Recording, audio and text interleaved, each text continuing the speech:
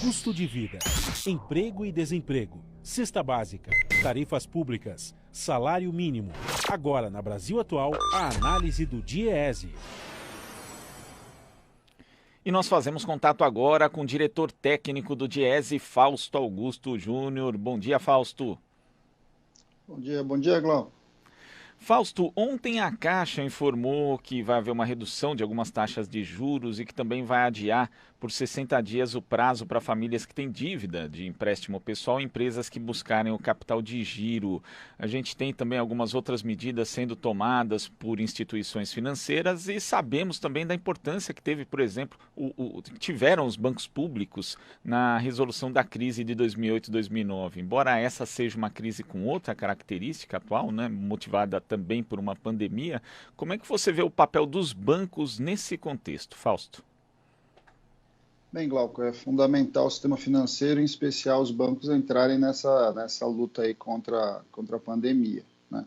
E não só contra a pandemia no seu efeito de saúde propriamente dito, mas principalmente na retomada do crescimento, na retomada das empresas, na manutenção dos empregos no próximo período. Vamos por partes ali. O que a Caixa fez ontem foi importante, foi significativo. É importante alongar o prazo de pagamento das dívidas, ela está falando em 60 dias, mas pode ser prorrogado até 120.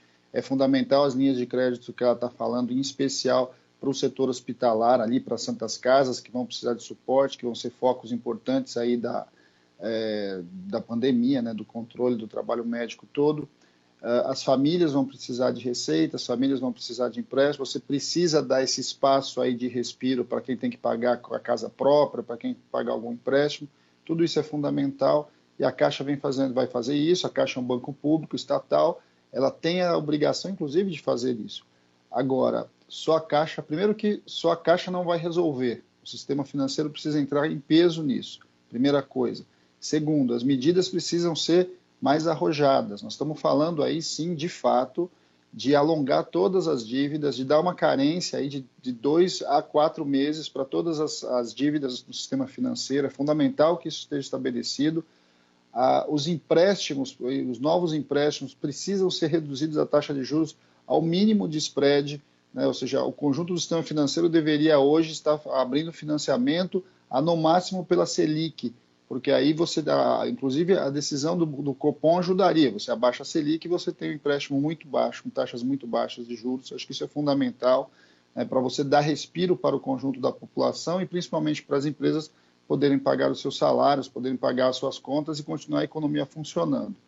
Na outra ponta, o sistema financeiro precisa garantir à população o acesso ao recurso, acesso ao dinheiro. As diversas formas que a gente vem defendendo e que precisa ser criada de levar recursos para a população vão passar de alguma forma pelo sistema financeiro, pelos bancos.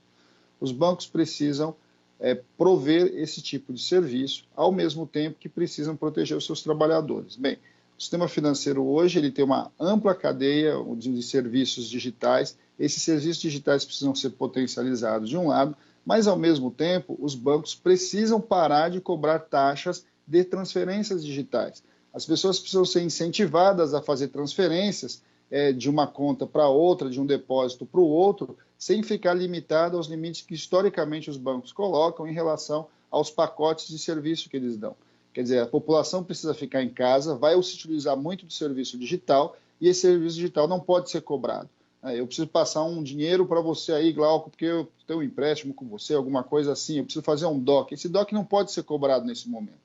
Quer dizer, o sistema financeiro vem lucrando há muito tempo e ele precisa contribuir nesse momento. É fundamental que isso aconteça. Sem isso, a gente pode correr alguns erros, né, e alguns problemas de ou você forçar as agências a ficarem abertas e aglomeração, que é um absurdo de um lado, ou você ter o pior, a população se sente insegura e ela corre aos bancos e aí você tem uma série de dificuldades que neste momento a gente deveria conter. O sistema financeiro, o sistema bancário precisa entrar de maneira efetiva nesse processo. Se ele não o fizer, corre o risco dele perder boa parte da sua característica para aquilo que ele serve. Ele serve para viabilizar essas operações para a população. A outra coisa, Glauco, que a gente queria falar rapidamente é que o secretário do Trabalho tem falado uma coisa um pouco equivocada. Ele tem dito que se reduzir jornada e reduzir salário, ele vai, se as empresas não reduzirem salário, as empresas vão quebrar. Eu queria só alertar isso rapidamente, nessa discussão de redução de jornada com redução de salário. Hoje o fundamental é manter renda para a população, e os trabalhadores formais, mesmo com redução de jornada, precisam ter sua renda garantida para a economia continuar funcionando. E cabe ao Estado resolver isso com relação às empresas, com mecanismos que já existem, inclusive, que podem ser amplificados, em especial do que a gente estava falando com relação aos bancos. Nós precisamos manter renda para a população consumir. Nós estamos falando de 3 meses, de 3 a 6 meses, são prazos dentro de um período muito curto, que é possível você desenvolver políticas para isso, e se a gente não fizer esse movimento, a gente caminha para algo um pouquinho mais complicado. Então, assim, nós temos que pensar em controle da pandemia agora, de um lado, e de outro, nós temos que já pensar como é que nós vamos construir a recuperação econômica a partir do fim da pandemia. E vários outros países, né, Fausto, têm tomado medidas justamente no sentido contrário, não de permitir a redução de salários, mas inclusive de incrementar a renda, de achar novas formas de complementar, de auxiliar os trabalhadores, e esse tipo de permissão acaba retirando mais dinheiro da economia também, né, Fausto? Não só retira mais dinheiro da economia, como coloca mais pessoas na rua. Se você tem o risco de ser mandado embora do seu emprego e por algum absurdo o seu patrão quer que você vá trabalhar, inevitavelmente você vai trabalhar, porque você está pensando em que você pode perder o seu emprego. Você se arrisca a ficar doente para evitar que você perca o seu emprego. Quer dizer, pensar em estabilidade temporária, nós não estamos falando que nós queremos uma estabilidade por 10 anos, nós estamos falando de uma estabilidade por 3 meses. Você pode começar com uma estabilidade no primeiro mês, ninguém pode ser demitido nos próximos 30 dias. Daqui 30 dias a gente reavalia por mais 30 dias. Quer dizer, esse tipo de medida, ele é uma medida de pacificação social. As pessoas não vão ficar preocupadas se ao passo dela ficar em casa, ela será demitida. E a partir disso, a gente vai fazendo o que a gente tem que fazer, que é a contenção social. Sim, até porque a pessoa, o trabalhador que tem aí uma insegurança em relação ao seu emprego, já temos aí um clima de apreensão por conta de uma doença, somam-se ainda outros motivos justamente para ele ficar apreensivo, para a família dele não ficar em paz, né, Fausto? Ao mesmo tempo, Glauco, nós temos que lidar com 40% do mercado de trabalho que é informal. Essas medidas são muito mais difíceis para o trabalhador informal. E aí nós vamos precisar de usar uma estrutura tanto dos bancos, uma estrutura das lotéricas, uma estrutura dos governos, para poder viabilizar renda para essas pessoas. Se a gente ainda tiver que ter que lidar com processos de demissão em massa, processos de empresas que vão começar a demitir seus trabalhadores, ao mesmo tempo, forçando trabalhadores muitas vezes a ir trabalhar, quer dizer, tudo isso vai gerar para a gente um enorme caos social.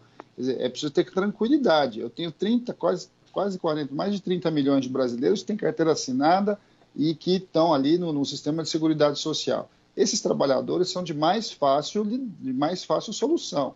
Solução imediata ninguém será demitido. Solução seguinte, poucos perderão renda. Se for para perder renda, que perca em renda os trabalhadores que têm uma renda muito mais alta, acima de 5, 10 mil reais. E aí você vai gradativamente efetivando ali um processo de mitigação da crise. Porque nós precisamos concentrar força naquele conjunto enorme de trabalhadores informais, de moradores de rua, de populações vulneráveis que precisam ser protegidas. Então, assim, o mercado formal tem condição de ser protegido. E como é que nós protegemos as empresas? Nós protegemos as empresas com adiamento de pagamentos de tributo, com a possibilidade de crédito barato e com carência alta, quer dizer, a empresa pega o empréstimo agora com juros muito baixos e vai pagar no mínimo, vai começar a pagar daqui 3 a 6 meses, tudo isso é possível ser feito. Você começa a injetar dinheiro do próprio Estado para as empresas pagarem salários, é algo que a gente já tinha discutido na crise de 2008 com o PPE, quer dizer, é possível fazer isso também. Agora, para fazer tudo isso, você precisa, obrigatoriamente, não demitir trabalhadores. Acho que isso é o mínimo que a gente precisa colocar. Tá certo, Fausto, muito obrigado. Glauco, eu queria aproveitar esse espaço aqui de vocês para fazer só um comunicado institucional, se vocês me permitem. Opa, por favor. Bem, no meio dessa crise, o DIEESE vai continuar assessorando e apoiando o movimento sindical na construção das propostas, na luta pela garantia dos empregos dos trabalhadores e da sua renda. Mas, ao mesmo tempo, no meio das medidas de contenção social, nós estamos limitando ao máximo o trabalho dentro da sede nacional do DIEESE, de um lado, e de outro, nós estamos tirando todos os nossos pesquisadores da rua. Nós estamos estudando outras formas de fazer a pesquisa da cesta básica, da pesquisa do ICV, né, nossa pesquisa de custo de vida, mas neste momento nós estamos tirando todos os trabalhadores da rua, uma vez que é fundamental que a gente mantenha a contenção e que se proteja a saúde dos trabalhadores em geral. Então, todos os nossos pesquisadores já estão em casa, as pesquisas que foram feitas, que já estão fechadas, elas serão publicadas, e nós vamos desenvolver outras metodologias que não exponham nenhum trabalhador ao risco, para que a gente possa continuar dando essa assessoria. E faremos todo o possível de maneira virtual, cada técnico do DIEESE está na sua casa, em home office, trabalhando, assessorando os dirigentes sindicais de diferentes formas e mantendo o nosso trabalho, mas ao mesmo tempo buscando ficar cada um no seu espaço, né? Buscando o confinamento, que é a melhor forma hoje da gente conter a epidemia. A gente aproveita também a oportunidade para parabenizar o DIEESE, Fausto, por essas medidas, porque, de fato, a saúde do trabalhador tem que ser a prioridade nesse momento de pandemia que a gente vive aqui no Brasil e também no mundo.